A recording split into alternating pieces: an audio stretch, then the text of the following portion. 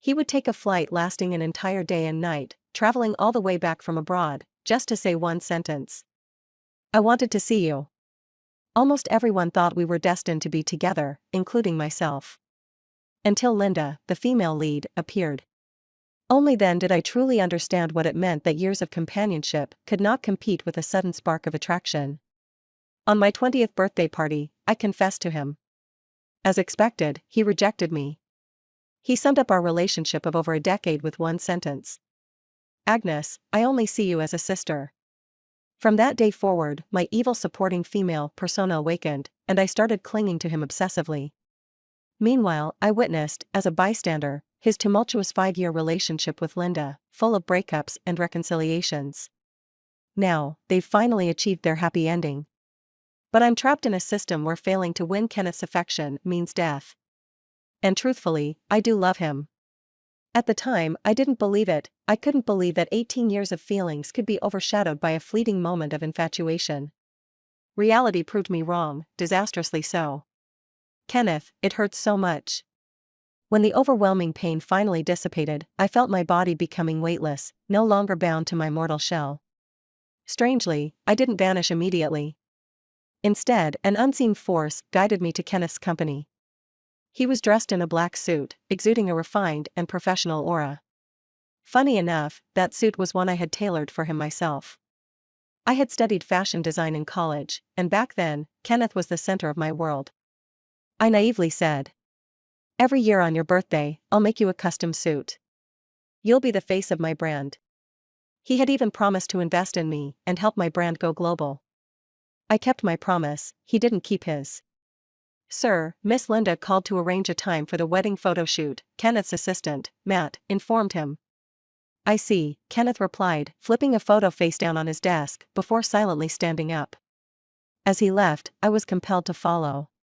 I watched as he and Linda laughed and posed for a full wedding photo shoot. On the way back, for once, Kenneth didn't drop Linda off at her home. The atmosphere in the car was heavy, so suffocating it felt hard to breathe. Kenneth frowned deeply, seemingly lost in thought, as if some unresolved issue weighed on him. After a long silence, he abruptly asked, "Where's Agnes? What's she doing today?" In the past, I was like a clingy little shadow. I would call him countless times a day, send him endless messages. Even if he ignored me, I'd find ways to get updates about him from Matt. But this time, even Matt calmly replied, "Miss Agnes hasn't contacted me at all today." Kenneth's brows furrowed tightly. He pulled out his phone. Our chat history still lingered on yesterday's conversation. "Me, do you really have to marry Linda? Kenneth, if you keep throwing tantrums, we can't even be siblings anymore." His expression hardened as he reluctantly typed a message. "Where are you?" Under normal circumstances, I would have responded in seconds, eagerly chatting away, unwilling to make him wait. But this time, even after 10 minutes, there was no reply. Kenneth finally sensed something was off and instructed Matt to the villa. This villa had been a gift from Kenneth for my coming-of-age ceremony. I stubbornly stayed there and refused to move out, even keeping the butler he'd arranged for me. When Kenneth arrived, the villa was eerily quiet. The only one bustling about in the living room was the butler. Kenneth adjusted his cufflinks nonchalantly and ordered, "Tell her to come down and see me." At the mention of my name, the butler's vacant expression cracked into one of sorrow. He glanced at Kenneth with a mix of grievance and sadness, before slowly uttering, "Miss Agnes has passed away." Kenneth froze for a moment, then let out a scornful laugh. "What new trick is she playing now?" I might have been willful, but I would never joke about life and death. Yet his trust in me was so fragile that he didn't even bother verifying. Certain I was just throwing another tantrum, he left with a parting message for the butler to relay. "Tell her not to come to my wedding. Linda doesn't like it, and neither do I." The butler's gaze flickered, holding a faint trace of pity and restrained resentment as he looked at Kenneth. Kenneth spent less than 10 minutes in the villa before leaving in a hurry. As he got into the car, Matt hesitated, noticing the absence of anyone following him. "Sir, Miss Agnes didn't come down to see you?" After all, in the past, I wouldn't let him wait even a second longer than necessary. Looking back now, apart from being a pawn in the system, I was nothing more than a shameless, unrelenting admirer. "Agnes, you truly deserved this end." Kenneth's brows tightened as his mood grew increasingly agitated. He snapped, "Don't mention that name to me again." Matt opened his mouth as if to speak, but ultimately swallowed his words, silently watching Kenneth's worsening frustration. I sat silently in the back seat, right next to Kenneth. He seemed restless, aimlessly driving around the city for hours. His thin lips were pressed into a straight line. He clutched his phone tightly, glancing at it repeatedly, though the screen remained dark. I didn't know what he was waiting for. Was he hoping I'd call him? Send him a message? Oh, I suddenly remembered. Kenneth once told me I was his anchor, the one constant that brought him peace. One time, after Linda had hurt his pride, he came to me drunk in the middle of the night, a mess of emotions. Wrapping me in a tight embrace, his warm breath fanned against my neck, and he murmured softly, "What would I do without you?" That was the closest I'd ever come to winning Kenneth over. If I had stayed the night with him, given his rigid sense of responsibility, he wouldn't have ignored me. But I didn't want to use such cheap tricks to keep him by my side. I wanted to stand before him with dignity. So, I always appeared during his lowest moments. I'd seen him at his most vulnerable countless times, but was never by his side to share his triumphs. During his chaotic 5-year relationship with Linda, they loved and fought relentlessly. Every time he achieved something, he'd childishly run to her, raising his chin in pride and taunting her. "Linda, you're no match for me." Linda, infuriated, would tear up. Kenneth would then panic, fumbling to console her. And I would stand at a distance, staring blankly at the scene that burned my eyes. For 5 long years, I lost count of how many times I'd witnessed moments like these. I wanted to give up. But every time the thought crossed my mind, the system's piercing warning of annihilation echoed in my head. As dawn broke, the sky shifted from misty blue to a faint white as the sun struggled to rise. Kenneth had waited for me all night, only to find no reconciliation.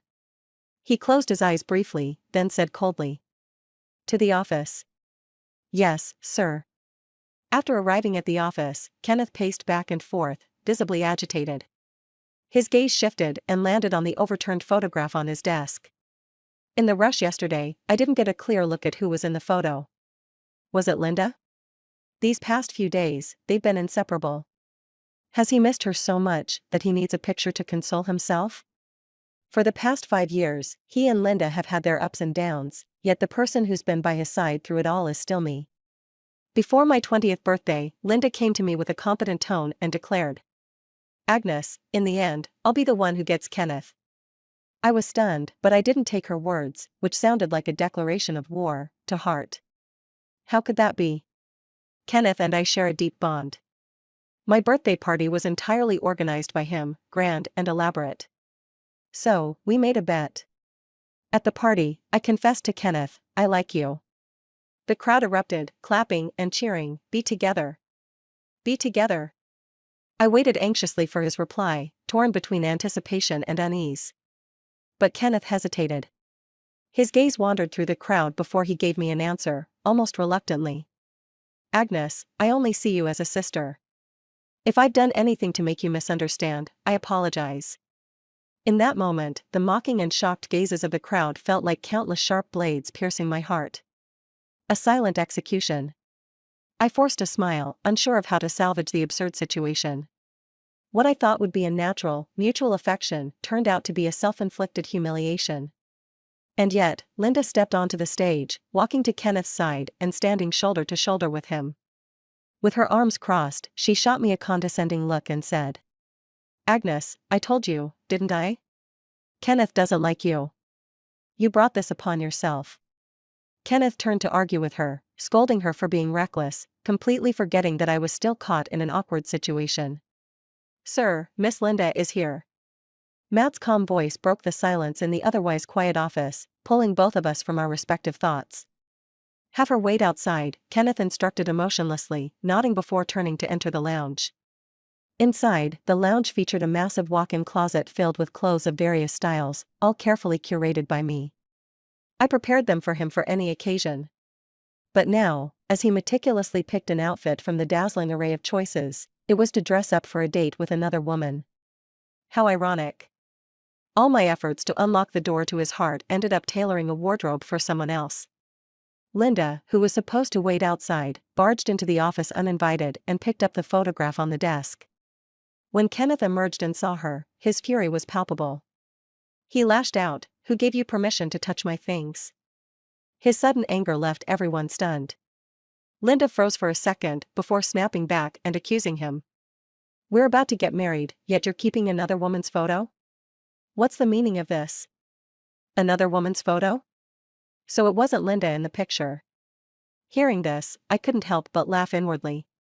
So Kenneth was playing games after all. Well, at least Linda could get a taste of the pain I once endured. The two of them broke into a heated argument that eventually ended with both storming off, leaving behind a mess in the office, and Kenneth's solitary figure.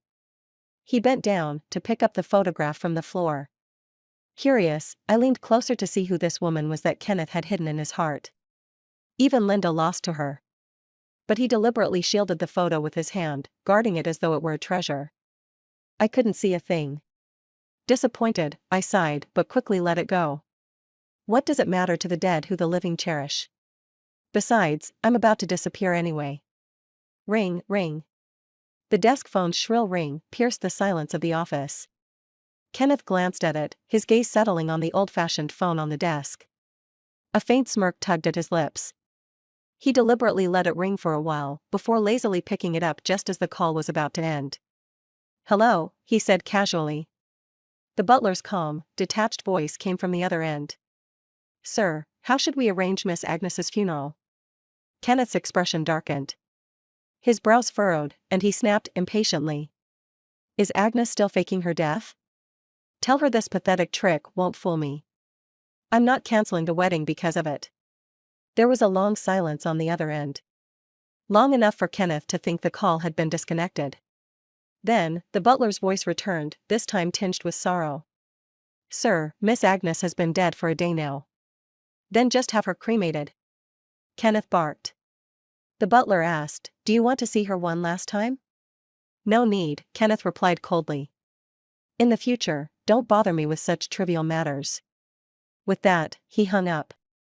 I heard everything, clear as day. I couldn't help but laugh bitterly. Trivial matters?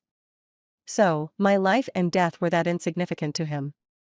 I never expected my own funeral arrangements to be so perfunctory, just drag me out and burn me? It was both infuriating and absurd. But of course, this was the man I once loved, decisive to the end. Evening. Linda, who had been gone all day, finally returned.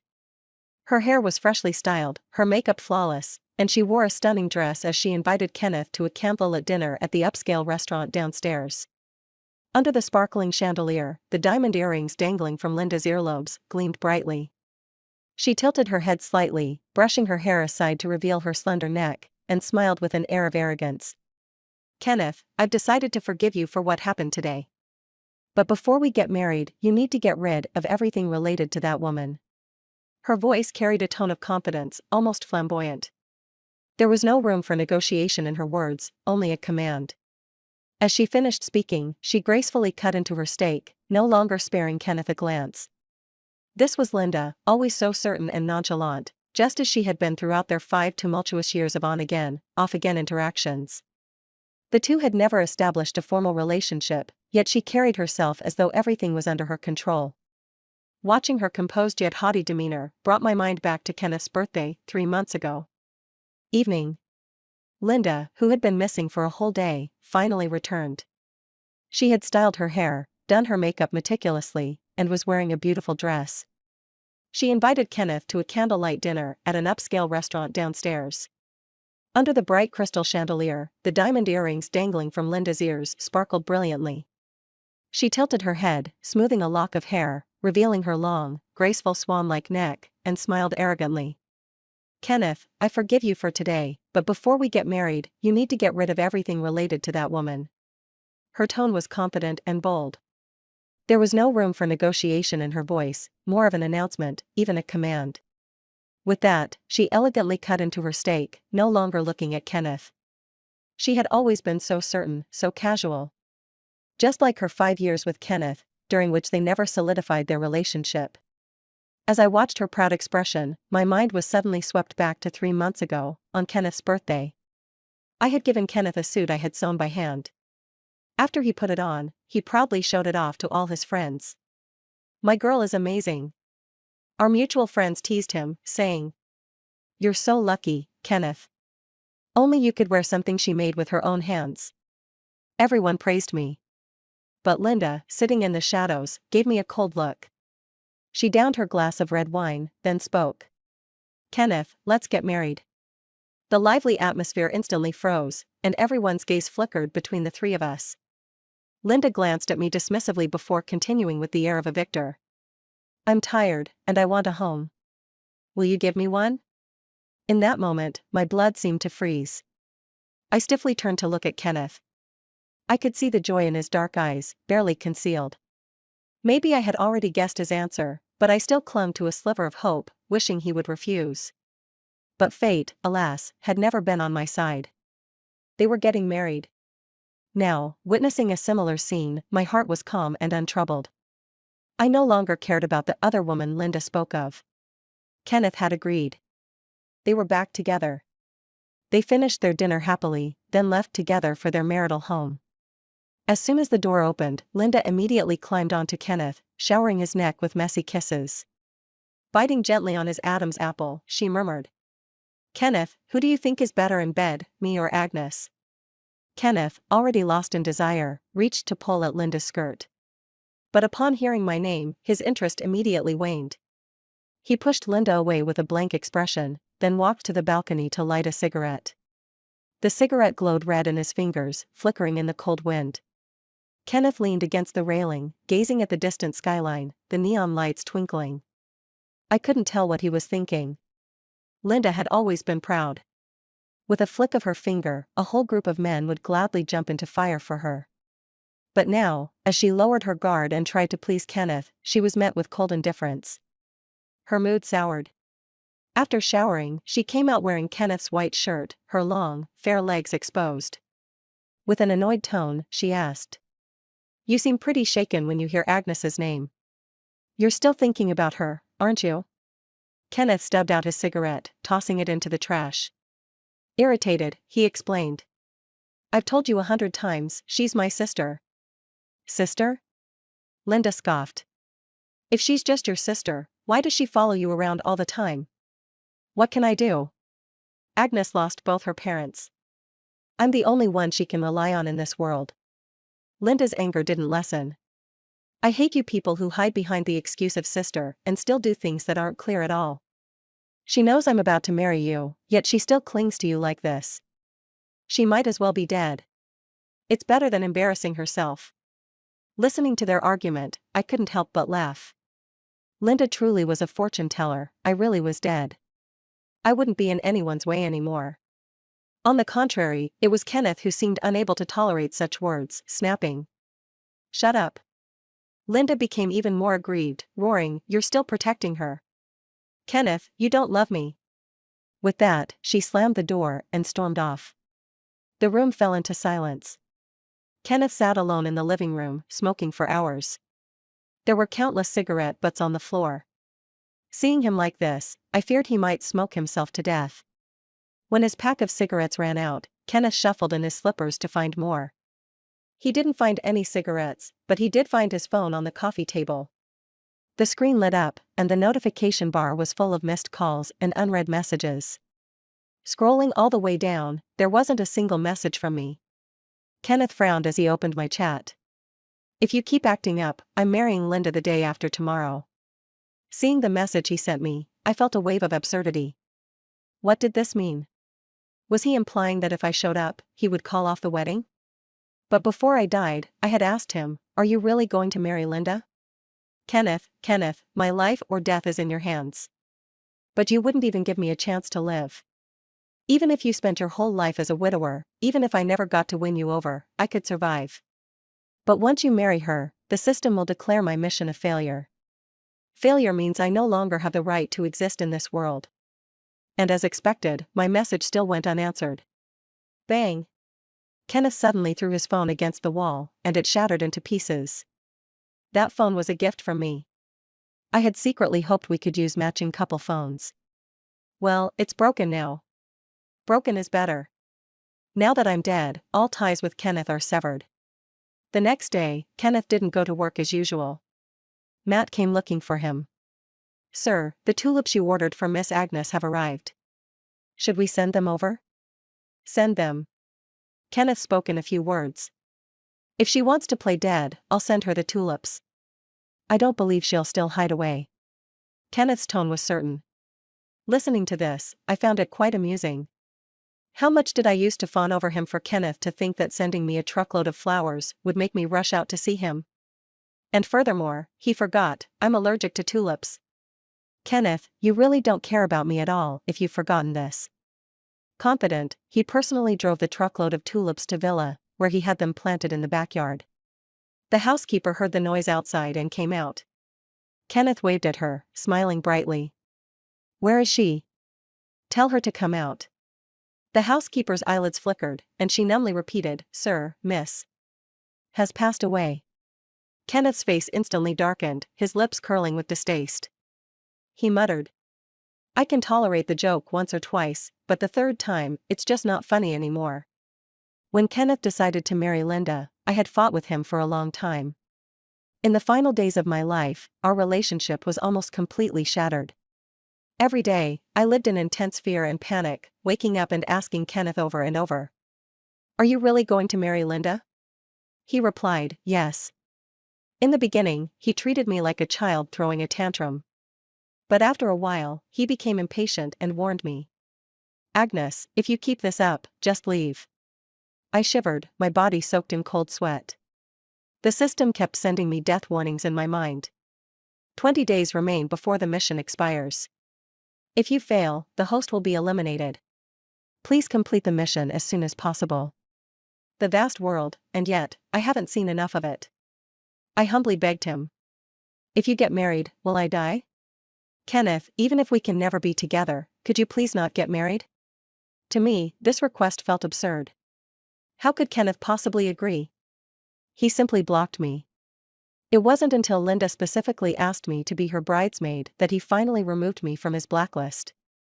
The butler still wore his usual wooden expression, sarcastically tugged at his lip, and finally told a lie. Yes, Miss didn't die. She went on a long trip. Kenneth, satisfied with the answer, finally smiled and nodded. Get her back as soon as possible. I'll allow her to attend my wedding. Ha ha ha.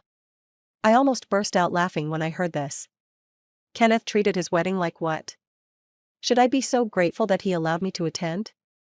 Should I be bowing down to him? Don't be ridiculous. The butler, oblivious, nodded and agreed. I will. I will make sure to bring her to the wedding. With the promise made, Kenneth left in high spirits. Yesterday, Kenneth had ordered the butler to burn my body. So I wanted to see if the butler actually did it. But before I could drift into the villa, some mysterious force forcibly dragged me away with Kenneth. Why? Why, after I had already died, was I still bound to him?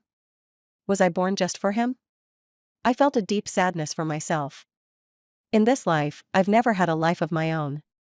I took the boy to be my everything, but we got lost in the passage of time. The third day after my death was Kenneth's wedding. He didn't visit the villa to see me.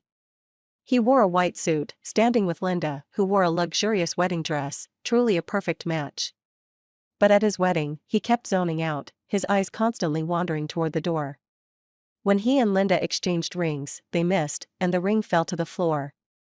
Linda, clearly annoyed, growled, Kenneth. To everyone's surprise, Kenneth actually announced a pause in the wedding. The whole room went silent. The tensions that had been building up exploded. Linda ripped off her veil and angrily asked. What exactly do you mean? Kenneth whispered, she hasn't arrived yet. Who? Who hasn't arrived? I couldn't react, but Linda immediately guessed, Agnes? You're waiting for her? Kenneth stared at her, his gaze intense, and gently tried to calm her down. Linda, wait a little longer. Our wedding will be incomplete without Agnes. There was an obsessive, stubborn look on his face. To anyone looking, Kenneth seemed like a madman. Linda finally broke down, crying and shouting, the one who is supposed to marry you is me, not Agnes. Kenneth, do you even love me? Kenneth ignored her tantrum, continuing to wait for me. Just then, Matt walked in confidently and said, "Sir, Miss Agnes has arrived." At the sound of those words, Kenneth finally smiled in relief, but then his face darkened with anger. She's been hiding all this time and now she finally decides to show up. Matt, however, had a strange expression, but Kenneth didn't notice. He left the frantic bride behind and stormed toward the exit. "Agnes, you." Kenneth's face turned cold, ready to confront me, but as soon as he saw the scene in front of him, his voice froze. I, too, was stunned. The butler spoke coldly, "Sir, I brought Miss Agnes to your wedding. After the ceremony, we need to take her to the crematorium. My body was in a cold coffin, being driven here. The butler, he actually brought my corpse to Kenneth's wedding. What a move, this one is unforgettable." I looked up and laughed wildly. If I were alive, I'd definitely give the butler a thumbs up. Kenneth's anger froze on his face, his expression twisted and ferocious. He stood still for a while, trying to process the butler's words. He glanced at the hearse parked by the side of the road and sneered.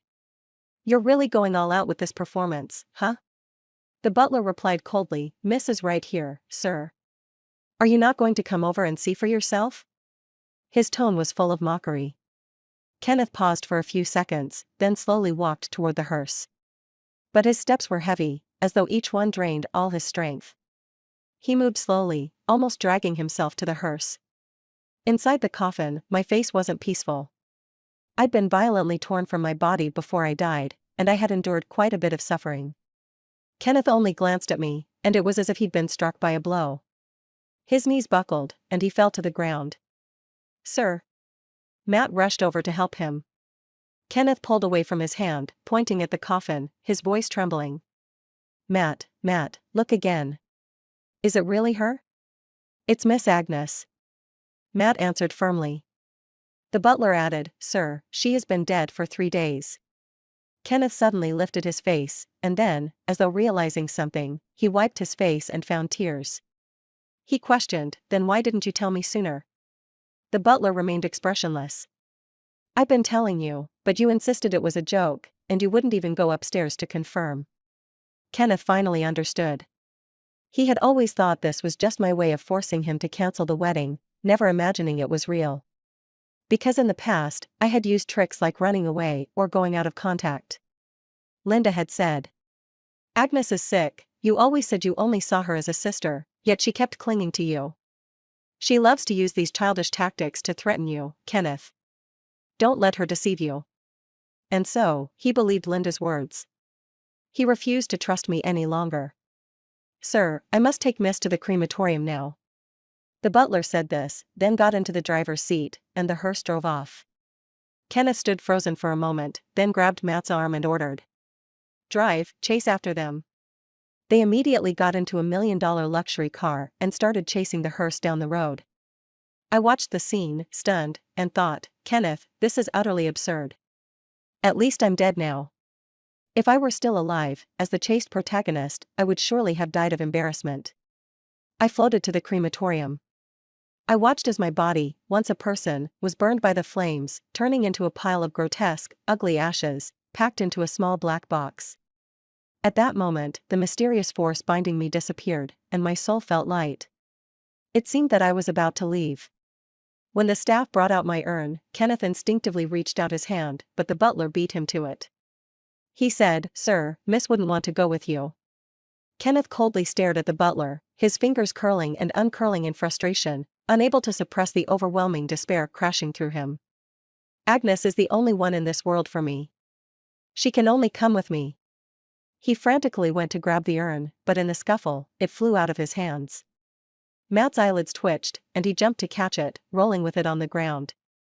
Both Matt and I sighed in relief when it finally landed safely. My ashes hadn't scattered. I didn't want to be scattered to the wind after death. Seeing that I was intact, Kenneth ordered Matt, "Give her to me. I'll take her home. To the home that truly belongs to us." These words sounded incredibly sarcastic to me. "Kenneth, that's your home, not mine." Matt hesitated, looking at me, then at the butler, unable to make a decision. Finally, the butler spoke. "Miss once said, if she died, her ashes should be scattered into the sea." She didn't want to stay in this painful world. Luckily, there's still one person in this world who remembers my words. For the past 3 months, Kenneth has been busy preparing for his wedding to Linda, and he hasn't cared about me at all. The daily countdown for the system's tasks has nearly driven me insane. In the end, I couldn't tell whether my obsession with pursuing Kenneth was because I wanted to stay alive or because I truly loved him. So many things were beyond my control. The moment Linda appeared, everything spiraled out of control. Many times, I couldn't even control myself. When I was drunk, I confessed to the butler. I'm not from this world. In my past life, I died horribly, captured by traitors, whipped with a salted whip until my skin was torn apart. They tortured me in countless ways. The trauma from death was so deep that when my soul was wandering between heaven and earth, something called a system bound me. It said it could give me a chance to live, and if I completed its tasks, I would be able to live a peaceful life until I grew old. What an enticing offer. So without a second thought, I agreed. Who was I supposed to pursue? It was the person I refused to reveal in my previous life, no matter how much they tortured me. Kenneth. I was just an ordinary fisherwoman, drifting through life and finally marrying you, while you were plotting for your imperial ambitions. I was pregnant and captured by your enemies, tortured to death without revealing your whereabouts, but you betrayed me in both this life and the last. How can I not resent this? When did she say that? Kenneth's face turned pale as he hurriedly asked. The butler met his gaze and said every word like a dagger to the heart. It was the night you spent with Miss Linda. She told me herself that your wedding day would be her death day. In the next second, the strong butler suddenly turned into a delicate beauty, slender and graceful, holding an oiled paper umbrella. She glanced at the urn that Matt was holding. The beauty pointed to where I stood. Her voice was seductive as she said, Agnes is standing right there. Tell me, in front of her, do you love her or not? Kenneth froze for a moment, then nodded repeatedly, as though he feared I might disappear if he hesitated for even a second. He said, I love her, I love Agnes. I love her. His voice grew weaker, mixed with suffocating despair and pain. This was the confession I had desperately longed for all my life, but when I finally heard it with my own ears, I found I didn't care anymore. I even felt a little disgusted. Really, it was disgusting. The beauty sighed softly, unfortunately, you woke up too late. She walked toward Kenneth, and her hand, glowing with blue light, passed in front of his forehead. Immediately, his mind cleared. The information he received appeared in my mind as well. In his past life, Kenneth had schemed to seize the throne and married the daughter of a powerful minister to secure his empire. As for me, his humble wife, I had long been forgotten, with not even a mention in history books. It was I, my resentment soaring to the heavens, who brought this beauty to me. She had offered me a test and eternal life, allowing me to travel between worlds as a task doer. I didn't want it. I only wanted to reunite with my husband. She sighed, what if your husband is an ungrateful man? I didn't believe it. And then, I traded my soul for this life. Now, what difference was there between me and the mermaid in fairy tales, who traded her tail for legs out of love? Every step I take feels like walking on a razor's edge, a pain too unbearable to describe. Only in the end did I regret it all. At this moment, I only wanted to return to the sea that belonged to me. Memories of 2 lifetimes poured into Kenneth's mind. The information was overwhelming, and he couldn't accept it. He struck his head in pain, calling my name. Agnes, I was wrong. I was wrong. I really didn't know it would turn out like this. In my past life, it was Linda. She told me you had no future, and I ran away with someone else. I thought setting you free was the best thing I could do for you. I never imagined it would turn out like this. It's all your fault.